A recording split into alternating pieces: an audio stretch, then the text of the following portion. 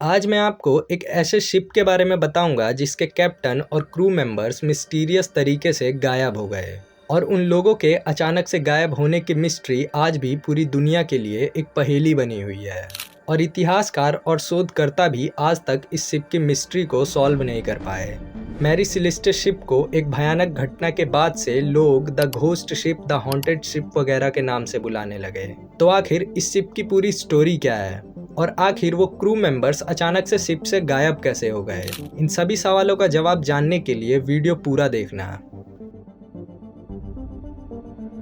तो देखो, इस शिप को कनाडा के शिपयार्ड आइलैंड में 1861 में लकड़ी से बनाया गया था और इस शिप का नाम मैरी सेलेस्टे से पहले दी अमेजन था। और बात करें इस शिप के साइज की, तो इस शिप की लंबाई 31 मीटर थी और चौड़ाई लगभग 6 या 7 मीटर थी। अपनी यात्रा के शुरुआती कुछ सालों में ही इस शिप को काफी कुछ झेलना पड़ा था, जिसके चलते लोगों में ऐसी अफवाह फैल गई थी कि ये शिप हॉन्टेड है और इस पर बुरी आत्माओं का साया है। और ये अफवाह फैलने के पीछे एक रीज़न ये था कि इस शिप के बनने के बाद इसकी यात्रा में कई दुर्घटनाएं भी हुई, जिसकी वजह से इस शिप के शुरुआती कुछ सालों में ही इसके बार बार ओनर्स चेंज हो रहे थे। और इस शिप के जो शुरुआती कैप्टन थे वो इतने बीमार पड़ गए कि जब वो छींकते थे तो उनके मुंह से खून तक निकलने लगा था। और जैसे ही शिप के पहले मास्टर मार्क लेनन बीमार पड़ गए और उनकी डेथ हो गई, तब से ऐसा माना जाने लगा कि इस शिप के ऊपर बुरी आत्माओं का साया है और ये शिप हॉन्टेड है। इसका असर इतना ज़्यादा देखने को मिलने लगा कि यात्रा के दौरान इस शिप को भारी नुकसान झेलना पड़ता था या फिर इस शिप के ओनर की हालत बद से बदतर हो जाती थी। और बार बार समुद्री हादसों के चलते इस जहाज के मालिक बदलते गए, या तो इस शिप के ओनर्स की डेथ हो जाती या तो उनका डाउनफॉल शुरू हो जाता। और फिर इन सब के बाद भी अमेरिका के एक पर्सन रिचर्ड हेंस ने इस शिप को खरीदा और शिप का पूरा हुलिया ही बदल दिया और इसका नाम दी अमेजन से बदलकर मैरी सेलेस्टे रख दिया। बट इसके बाद भी इस शिप के साथ दुर्घटनाओं का सिलसिला रुका नहीं।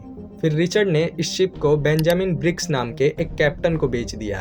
इस बार इसका असर तब देखने को मिला जब बेंजामिन अपनी पत्नी, 2 साल की बेटी और 7 क्रू मेंबर्स के साथ 7 नवंबर 1872 को न्यूयॉर्क हार्बर से इटली के जिनेवा के लिए यात्रा कर रहे थे।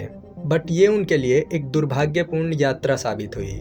इस शिप में 1700 बैरल इंडस्ट्रियल ऑयल और अतिरिक्त मात्रा में खाना और पीने का पानी ले जाया जा रहा था, जिसकी कीमत लगभग $35,000 थी। और फिर वो दिन आया जब 4 दिसंबर 1872 को एक दूसरे शिप ने मैरी सेलेस्टे शिप को ईस्टर्न अटलांटिक में तैरता हुआ पाया, वो भी बिना उसके कैप्टन्स और बिना क्रू मेंबर्स के साथ। शिप को इस तरह देख वो लोग भौचक्के रह गए और शिप में ढूंढने के बाद भी कोई एक इंसान भी नहीं मिला।